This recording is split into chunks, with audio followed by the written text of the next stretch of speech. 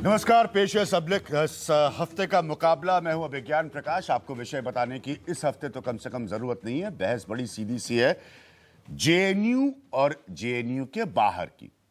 मैं दो मूल प्रश्न उठा रहा हूं, ठीक है, और इसी के इर्द गिर्द पहले मैं शिवानी से आग्रह करूंगा, हमारे डायरेक्टर, बहुत सारे नौजवान यहां पर मौजूद हैं और आज मेरे कार्यक्रम की प्रमुखतः कोशिश ये रहेगी कि ये लोग हमारे पैनल से पूछें, क्योंकि मुझे बताया गया कि उनकी 19 से 20 वर्ष की आयु के बहुत सारे नौजवान हैं यहाँ, क्योंकि मैं जानना चाहता हूं ये क्या पूछ रहे हैं, ये क्या समझ रहे हैं। जेएनयू की घटनाएं जेएनयू के भीतर और जेएनयू के बाहर, दो मूल प्रश्न हैं। क्या इसका दोनों पक्ष इस्तेमाल कर रहे हैं अपनी अपनी पॉलिटिक्स, सियासत चमकाने के लिए? और दूसरा प्रश्न है कि छात्रों से बगैर संवाद किए क्या विचारधारा की लाइंस पर, और दोनों की विचारधारा अपनी जगह है, छात्रों के मन को, छात्रों की सोच को बांटा जा रहा है? जरा बहुत ध्यान से सुनिएगा। मैं जो बहुत सारी बहस हो रही है उससे थोड़ा अलग हटके इस मुद्दे को उठा रहा हूं। बहुत काबिल लोग यहां पर इस वक्त मौजूद हैं हमारे पैनल में। मेरे साथ प्रोफेसर आदित्य मुखर्जी हैं जो इतिहास के प्रोफेसर हैं जवाहरलाल नेहरू विश्वविद्यालय में।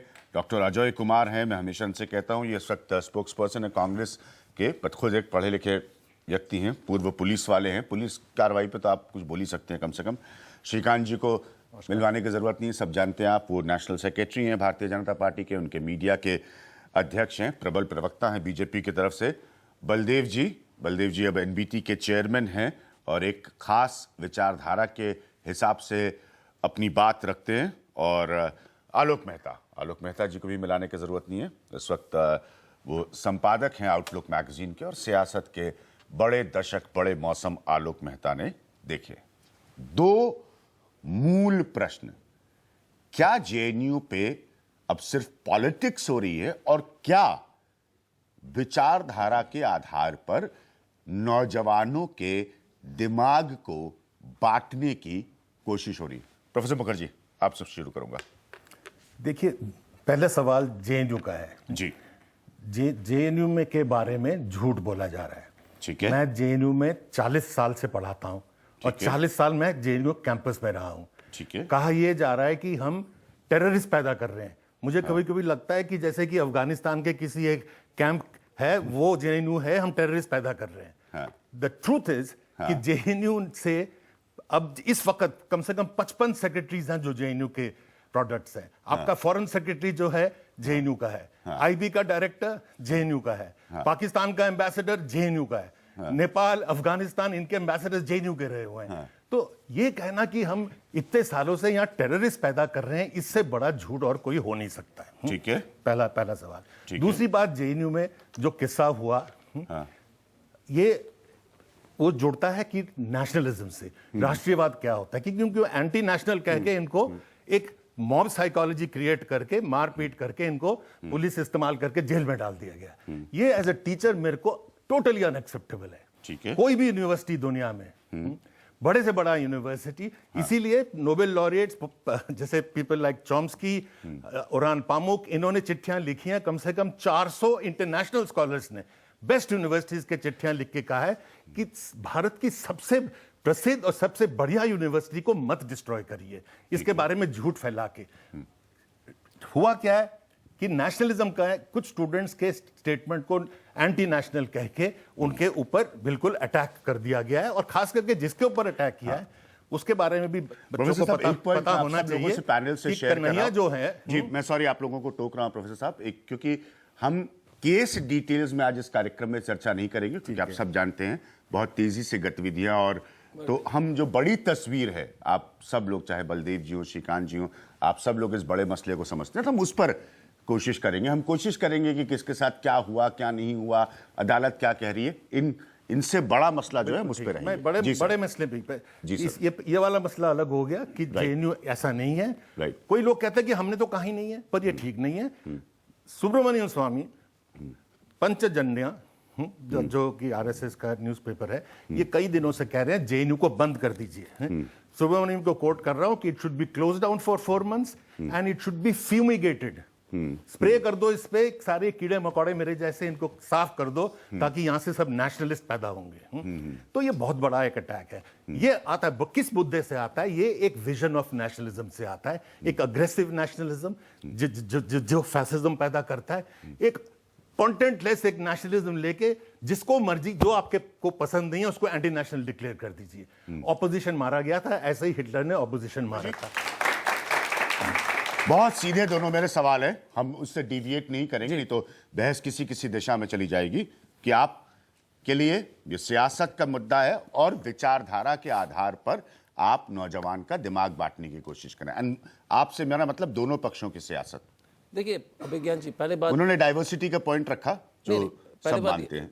एक चीज आपको मैं जरूर कहना चाहूंगा कि यह सब कुछ कन्हैया का मामला है, हाँ वो हम लोग के पार्टी से कोई संबंध नहीं रखता है। इसके बावजूद हाँ यदि हम कन्हैया की बात उठा रहे हैं तो एक बहुत ही बड़े परिवेश में रख रहे हैं।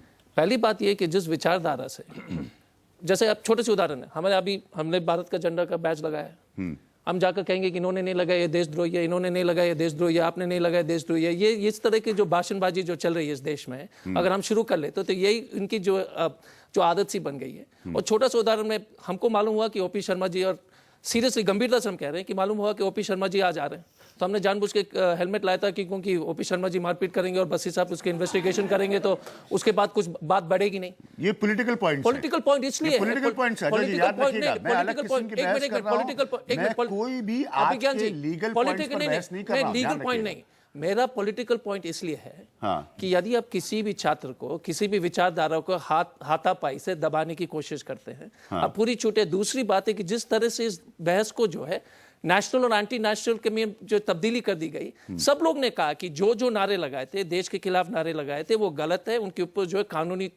कानूनी तौर से तर्क संगत तरीके से, न्याय संगत तरीके से कार्रवाई होनी चाहिए। बात वहां तक सीमित है। अब ये लोग जो हमारे विपक्ष के लोग हैं, ठीक है, और नहीं, विपक्ष के लोग पूरी तरह से चित्र बनाने की कोशिश में है कि जो लोग थे सभी लोग देशद्रोही है, जेएनयू देशद्रोही है। अगर चंद लोग, 5 लोग, 10 लोग, 20 लोग जो है उन्होंने जो है नारे लगाए तो उनके ऊपर कार्रवाई होनी चाहिए। लेकिन पहली बात है कि, और लड़ाई बहुत बड़ी लड़ाई इसलिए है क्योंकि जो आजादी के समय से जो नए पीढ़ियां हैं उनको नहीं मालूम है, और मैं बलदेव जी और श्रीकांत जी से जरूर एजुकेट होना चाहूंगा कि जिस तरह से संघ ने जो है अंग्रेजों के साथ दी, जिस तरह से तिरंगा का अपमान किया, जिस तरह से जनगण मन उन्होंने कभी गाया नहीं, अचानक ये देशभक्त तो तिरंगा फहराने के लिए देशभक्ति दिखाने लगे। श्रीकांत जी, मूल प्रश्न मैंने किसी को इंटरप्ट नहीं किया है, आप भी बोले, उसके बाद मैं आलोक जी और बलदेव जी को सुनना। मुझे लगता है कि आपने जो मूल प्रश्न पूछा है बहुत सीधा सवाल पूछा, और मुझे लगता है कि मुझे उस पर ही आपसे बात करनी है। प्लीज। मेरे दोनों साथियों ने जो बातचीत कही है उन दोनों का जवाब मेरे पास बहुत है, लेकिन मैं छात्रों का जो भविष्य है उससे जुड़े जो सवाल हैं उन पर बात करूंगा, क्योंकि मैं भी छात्र राजनीति से आया हूं। हम यूनिवर्सिटीज में हैं और छात्रों को आज की डेट में उनको बताने की जरूरत नहीं कि उनको क्या करना है, बहुत एजुकेटेड है। और जेएनयू जैसा संस्थान जिसने इस देश को बड़ी तादाद में बुद्धिजीवी दिए, ब्यूरोक्रेट दिए, पॉलिटिशियंस दिए, मुट्ठी भर लोग वहां के वातावरण को अगर दूषित करते हैं, मैं भी छात्र रहा हूं, खूब वाद विवाद होता है, अलग अलग मुद्दों पर गर्मा गर्म बहस होती है, लेकिन फ्रीडम ऑफ स्पीच के नाम पर एक लक्ष्मण रेखा निश्चित रूप से हम लोग रखते थे कि उस लक्ष्मण रेखा के बाहर कोई नहीं जाएगा। लेकिन डीयू में क्योंकि एनएसवाई थी, विद्यार्थी परिषद था, वामपंथी बहुत कम थे, बहुत अच्छी चर्चाएं होती थी। लेकिन अभिज्ञान जी, दुर्भाग्य देखिए कि एक ऐसी घटना घटित होती है उस जेएनयू के अंदर कि भारत तेरे टुकड़े होंगे, इंशाअल्लाह इंशाअल्लाह, भारत की बर्बादी तक जंग रहेगी, जंग रहेगी। बेहतर होता कि इस तरह के जो एलिमेंट्स हैं पुलिस कार्रवाई करे, किसी भी देश के अंदर, खासतौर से भारत में, भारत के खिलाफ इस तरह के जो नारे हैं इनकी आजादी नहीं हो सकती, क्योंकि इस तरह के नारों से हमारी जो आर्म फोर्सेस हैं उनका मनोबल कम होता है, हमारे जो शहीद हैं उनके परिवारों का अपमान होता है, हमारा जो यूथ है इसका भी अपमान होता है। तो बेहतर होता कि इस तरह के जो एलिमेंट्स हैं उनके खिलाफ जो पुलिस कार्रवाई कर रही थी, पुलिस कार्रवाई करती और उस पूरे मुद्दे को राजनीतिक रंग नहीं दिया जाता। लेकिन दुर्भाग्य से उसको राजनीतिक रंग दिया गया। वहां यूनिवर्सिटी कैंपस में पॉलिटिकल लोग गए, पहले वामपंथी गए, फिर कांग्रेस के मित्र गए, और फिर किस तरह से उन नारों को डिफेंड कर रहे हैं। पाकिस्तान जिंदाबाद का नारा लगता है और कांग्रेस के हमारे जो युवराज हैं कहते हैं सबको अपनी बात कहने का हक है। उन्होंने कहा है भारत की बर्बादी तक जंग मैं रहेगी। किसी को इंटरप्ट नहीं कर रहा, मैं चाहूंगा सब लोग एक भारत की बर्बादी तक, नहीं भारत अजय जी की- मुझे रोकना पड़ेगा आपको, मैं अगर आपको नहीं, भारत आई एम की- सॉरी सर। भारत की बर्बादी तक कम से कम झूठ तो श्रीकांत जी मेरी आप बात जोर सुनिए। करके अनुरोध करेंगे देखिए, कि आप लोग ने ठेका लिया झूठ बोलने का, इतना तो मत देखिए, कीजिए झूठ तो आप भी बहुत बोल चुके नहीं हैं। नहीं नहीं अब मैं देखिए, देखिए, को गांधी का हत्यारा बताया।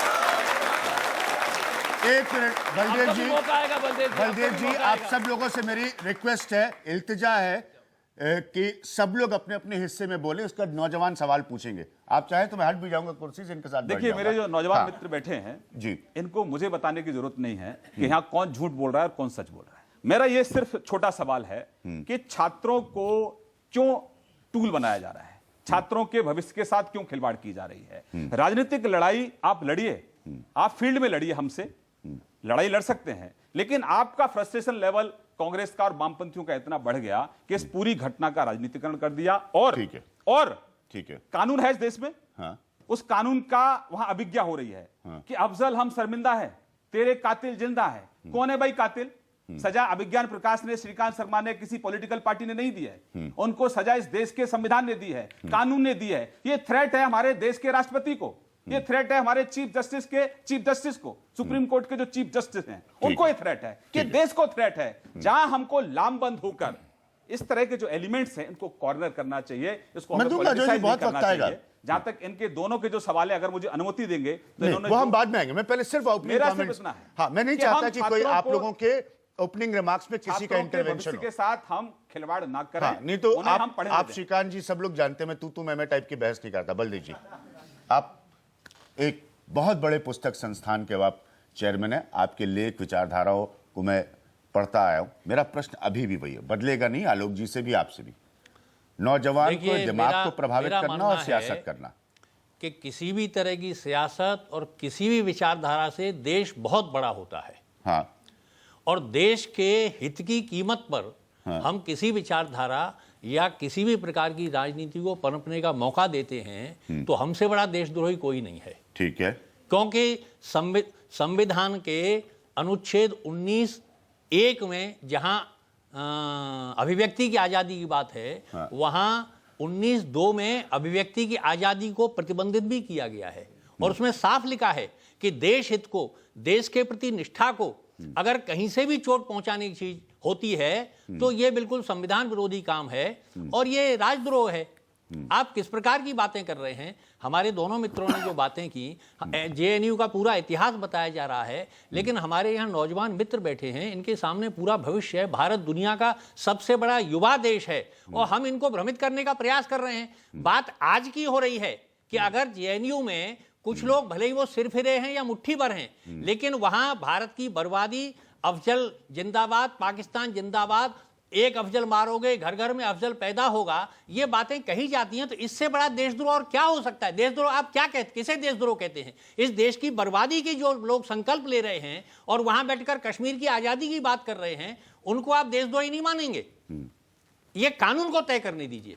ठीक है, सब कुछ ठेका अगर हम ही ले लेंगे और केवल झूठे आरोप लगाते रहेंगे कि आरएसएस ने गांधी को मारा होता तो कोर्ट उसको क्लीन चिट नहीं देता। सरदार पटेल उस समय गृह मंत्री थे, उनका पत्र देख लीजिए संघ के अधिकारियों के नाम, कि संघ के प्रति क्या भाव उन्होंने व्यक्त किए। कितना झूठ हम बोलेंगे गांधी के नाम पर? आज का नौजवान हमारे समय से बहुत ज्यादा आगे है, बहुत ज्यादा समझदार है। जेएनयू में 9 फरवरी को जो कुछ भी हुआ वो पूरी तरह देश के विरोध में था, और अच्छा तो ये होता जो हमारे सम्मानित प्रोफेसर वहां हैं उनको आगे बढ़कर उन विद्यार्थियों को रोकना चाहिए था। आलोक जी, बहुत सा आपने प्रधानमंत्री, सरकारें, सियासत देखी है। छोटी सी बात मैं आप लोगों से शेयर कर रहा हूं। बड़े इतिहास के छोटे छोटे टुकड़े मेरे कागज पे भी हैं, लेकिन मैं जानबूझकर उन पे नहीं जा रहा हूं, क्योंकि इतिहास हमेशा किसी न किसी बहस का हिस्सा होता है। इसलिए हम थोड़ा सा वर्तमान में रहेंगे, नहीं तो मैं आपको सरदार पटेल ने क्या कहा राष्ट्रीय ध्वज के बारे में, संघ की पुरानी क्या बातें हैं, गोलवालकर के स्टेटमेंट्स क्या हैं, वो सब पढ़ के सुना सकता हूँ। आलोक जी। रियान जी, आपने बिल्कुल ठीक कहा कि हम लोग पुरानी पृष्ठभूमि इतिहास की बात तो मुखर्जी साहब ने कही, हम खाली इस समय इसका कैसे राजनीतिक दोनों पार्टियां, दोनों खेमे जिसको कहना चाहिए, क्योंकि पार्टी तो कई है, गठबंधन में कांग्रेस के साथ दूसरी पार्टी है, बीजेपी के साथ है, ये इसका राजनीतिक इस्तेमाल युवाओं के लिए कर रहे हैं, इस बात को तो बांधना होगा। क्योंकि दोनों पक्ष इसलिए मैं एक पक्ष के बारे में बिल्कुल नहीं कह रहा हूं। ठीक है सर। मेरा कहना है कि prevention is better than cure, ये हमें स्कूल से हमें भी सिखाया गया। जी जी। और वही क्या, इनकी सरकार रहते हुए वहाँ माओवादी इतने महीनों से भी बैठे हुए थे, 2 साल से सरकार रही भाजपा की भी। इंटेलिजेंस हमारा, जब हम पाकिस्तान से पठानकोट की घटना भी हो चुकी, तब उसके पहले जवाहरलाल नेहरू विश्वविद्यालय में सभा को रद्द करने के साथ साथ क्या उन लोगों को पहले ही नहीं रोका जा सकता था जो ऐसे अवांछित तत्व, मेरा ख्याल मुखर्जी साहब भी मानेंगे, बाहर के लोग वहाँ पहुँचते हैं, रहते भी हैं, हॉस्टल में भी रहते हैं। मैंने कई लेख माओवादियों के खिलाफ लिखे हैं, आपने भी लिखे हैं। तो कोई माओवादी का समर्थक इंटेलेक्चुअल या प्रोफेसर नहीं होंगे, लेकिन उनको रोकने की कोशिश न होने से कहीं ना कहीं ये आशंका पैदा होती है कि या तो आपकी ब्यूरोक्रेसी या सरकार में इतनी कमजोरी है तो आपको पता ही नहीं चलता है कि कल यहाँ ऐसा नारा लगेगा, वरना जो उनके समर्थक हों, जो पाकिस्तान जिंदाबाद, उनको पकड़ करके पहले गिरफ्तार कर लिया था तो क्या आप और हम यहाँ बैठ के इस बात पर बहस करते? यदि वो पाकिस्तान समर्थक है, हाफिज सईद, जो खुद गृहमंत्री जी ने कह दिया कि हाफिज सईद ने उनको कनेक्शन है, तो नंबर 1 ये सही है कि यदि कोई भारत विरोधी नारा लगाता। और इसलिए ये भी अच्छा समय है जब राष्ट्र धर्म, राष्ट्र के प्रेम, उस समय राष्ट्रद्रोह के लेके जो डॉक्टर अंबेडकर के समय में सोचा गया, इसके बारे में भी समीक्षा होना चाहिए। क्योंकि झारखंड में केस चल रहे हैं, छत्तीसगढ़ में चल रहे हैं, उड़ीसा में चल रहे हैं, कई राज्यों में राष्ट्रद्रोह के मामले हैं जिसमें सजा उस तरह की अभी तक तो हुई नहीं है। तो पूरे देश या पूरे युवाओं को कह दे यदि ये उनका समर्थन करता है कन्हैया का तो ये पाकिस्तान का एजेंट है, ये नहीं करता है तो ये बहुत ही भारत प्रेमी, यही इससे अच्छा कोई देशभक्त नहीं है। ये बांटने की कोशिश देश को आने वाले समय के लिए, नौजवान का दिमाग बांटने की, और केवल जवाहरलाल नेहरू विश्वविद्यालय का नहीं, देश भर के युवाओं को खास करके एक आगे की दृष्टि से दोनों जो काम कर रहे हैं। मैं राहुल गांधी के जाने को भी मैं उचित नहीं मानता। ये मैं मानता हूं कि राहुल गांधी इसके पहले भी उनको रोकना चाहिए था यदि कुछ ऐसा है, यदि उनके समर्थक हैं कि ऐसी बातें ना हो। लेकिन नेताओं का तो काम है आग में घी डालना। बस वही, इसलिए ये कह सकते हैं, यही मेरा कहना है कि उसके बाद राजनीति करने से बेहतर होता कि वो भी, चूंकि वो उनकी सरकार में भी मालूम था कि यदि वहां माओवादी होते हैं, या काशी विश्वविद्यालय के बारे में यदि बात करें, आज उसके 100 वर्ष की शताब्दी चल रही है इस समय। सही बात है। प्रधानमंत्री जी अभी 2 दिन बाद जाने वाले हैं। तो काशी विश्वविद्यालय में बलदेव जी और श्रीकांत जी भी मानेंगे, संघ के कितने बड़े बड़े लोग निकले हैं। सही बात है। तो तब तो नहीं कहा गया कि संघ के लोग वहां प्रशिक्षित हो रहे हैं, इनको ताला लगा दो, इनको जेल भेज दो, ये सांप्रदायिक हैं, इनकी हत्या करवा दो, इनको राष्ट्रद्रोह में बंद करा दो क्योंकि ये दंगा करवाते हैं। कभी किसी सरकार ने नहीं किया। तो वक्त है सबके रिमार्क्स और स्टेटमेंट्स को सुनने के बाद नौजवान जरा प्रश्न पूछे। हाँ जी, मेरा, आप लोग महान व्यक्ति हैं, मेरा बस एक छोटा सा सवाल है सर आपसे। बीजेपी कह रही है कि हम नेशनलिस्ट हैं, चलिए कोई भी आप फॉर्म में कर लीजिए, पर एक बात बताइए कि आपको एक छोटा सा सिर्फ मुद्दा चाहिए होता है ये बात बाहर लाने के लिए? और कहाँ वो वक्त चला गया जब आपको खड़ा होना था, जब आपको कहना था कि हाँ जी हम नेशनलिस्ट हैं? क्या सिर्फ यही मुद्दा साबित कर सकता है कि कौन नेशनलिस्ट है और कौन एंटी नेशनलिस्ट है? देखिए, आपने सवाल पूछा, यहाँ बहुत बढ़िया सवाल है। हम नेशनलिस्ट हैं ये बात नहीं है। हाँ। हम सब नेशनलिस्ट हैं, किसी को कहीं संदेह नहीं है। लेकिन अगर किसी एक शैक्षणिक संस्थान में भारत विरोधी नारे लगते हैं और कानून अगर अपना काम करता है, तो मेरा ये आग्रह है कि कानून को अपना काम करने देना चाहिए, उसका राजनीतिकरण नहीं किया जाना चाहिए। उससे, मैं गांव का रहने वाला हूं, यहाँ जितने भी गांव के लोग हैं, सुन लीजिए, तो गांव के अंदर अगर कहीं कोई किसी का लड़का, पूछने आपसे कि आपको क्या किसी का कोई लड़का, किसी का कोई लड़का या किसी का परिवार का कोई सदस्य अगर किसी गलत घटना में अगर संलिप्त पाया जाता है, तो पूरे गांव के लोग उससे हाथ जोड़ लेते हैं कि कानून अपना काम करेगा। अगर भैया तू अगर दोषी नहीं है तो तेरा स्वागत करेंगे, और देश दोषी है तो ठीक है। नमस्कार। जवाब दिया। मेरा सवाल अजय सर से और श्रीकांत सर दोनों से। हाँ। सर, कॉलेज में, यूनिवर्सिटीज में पॉलिटिक्स तो काफी पहले से है, और जहाँ तक जेएनयू की बात है, हम सब कभी ना कभी हम सब ने सपना देखते हैं कि हम जेएनयू में पढ़ेंगे, तो जेएनयू को साइड में रखते हैं। बात, मेरा क्वेश्चन ये है कि Congress and BJP, I personally feel, ऐसा लग रहा है मुझे कि बस ये जेएनयू के मुद्दे को उठा के अब हम बच्चों के कंधे पे बंदूक रख के चला रहे हो अपने पॉलिटिक्स के लिए। जल्दी से सुल्तान जी, एक मिनट। ऐसा क्यों? हाँ, सर, जल्दी से ऐसा आप क्यों? मैं चाहता हूं किसी प्रोफेसर को मुखर्जी भी जवाब दे इसका। देखिए, बहुत अच्छा सवाल है। मैंने शुरुआत में इस बात को कहा था। हाँ। आप लोग जज करिए कि इसको पॉलिटिसाइज कौन कर रहा है। जेएनयू में कौन गया? कौन पॉलिटिकल लोग पहले जेएनयू में गए, किन लोगों ने वहां आग में घी डालने का काम किया? एक मिनट, वो कह रहे कांग्रेस बीजेपी दोनों, वो कह रहे कांग्रेस बीजेपी दोनों। देख, मैंने अपना पक्ष रखा। JNU ठीक है। कांग्रेस बताए जल्दी से राहुल गांधी वहां क्यों गए? देखिए, एक सेकंड, आप उस भारत एक विरोधी नारों मिनट का राहुल गांधी समर्थन करते हैं, पूछिए इनसे। एक मिनट, पहली बात है इन्होंने और आरएसएस और बीजेपी की पुरानी आदत रही है कि बातों को तोड़ मरोड़, इसलिए मैं कह रहा हूं सब लोग एक मिनट मुझे बोलने, अरे बोलने दीजिए भाई साहब। अगर एक मिनट मैं पूछ रहा हूं, उसी तरह से इंटॉलरेंस मत दिखाइए। अरे इंटॉलरेंस, पहली बात है कि हम लोग ने हर एक नेता, एक मिनट, अरे भाई साहब यहाँ पर पब्लिक मीटिंग नहीं चल रहा है। करिए ना उनके अभिज्ञान सवाल जी, को। अभिज्ञान हर एक अभिज्ञान जी, हर एक लीडर, प्रोफेसर साहब हो, हम लोग, हर एक आदमी, आलोक मेहता जी, हर एक आदमी ने चीख चीख करके ये कहा है कि जो भी देश विरोधी नारे लगाए हैं वो गलत है, उसके ऊपर कार्रवाई होनी चाहिए। ये लोग उसको पूरी जो बहस को बदलते कि हम ही जो है देश के रक्षक हैं। दूसरी बात, एक मिनट, अरे बोलने दीजिए। अगर हम 10 साल ने आदत बन गई है, आदत है ना अजय जी, अपनी बात जल्दी पूरी करिए, मैं प्रोफेसर मुखर्जी को टाइम देना चाहता हूं। नहीं, दूसरी बात है कि इस जैसे हम 10 साल पुलिस में सेवा किए, हर एक आदमी ने इस देश के लिए अपने जितना भी संभव होगा जो है अपराधी से लड़े, जो भी होगा। ये कौन होते हैं देशभक्ति का सर्टिफिकेट देने के लिए? इसको पॉलिटिसाइज किया जा रहा है। हाँ। ऐसे इंसिडेंट्स मैंने कहा ना, 40 साल पढ़ा रहा हूं जेएनयू में, हर किस्म के लोग रहे हैं जी। पहले भी रहे। जब मैं कॉलेज में भी था सेंट स्टीफेंस में, तो मेरे आधे क्लासमेट नक्सलाइट थे। और आज सारे के सारे, मोस्ट ऑफ देम, कोई सोशल एक्टिविस्ट है, कोई अच्छा काम कर रहा है, कोई पॉलिटिक्स में है, कोई जर्नलिज्म में है। ये कोई देश बर्बाद नहीं हो गया। उनको जेल में डाल दिया होता तो जो गलती पाकिस्तान ने करी ना, कि जो भी उनसे अपोज करता है उनको जेल में डाल दिया, तो वो उनका देश ही बट गया, बांग्लादेश बन गया है। ऐसे जेल में डालने से बात नहीं होती। हमारे बच्चे जब ये बोलते हैं, ये उमर खालिद मेरा स्टूडेंट है, हम बहस करते और बहस करते आए हैं। ये नहीं कि हम उसको कहते हैं कि ये ठीक है।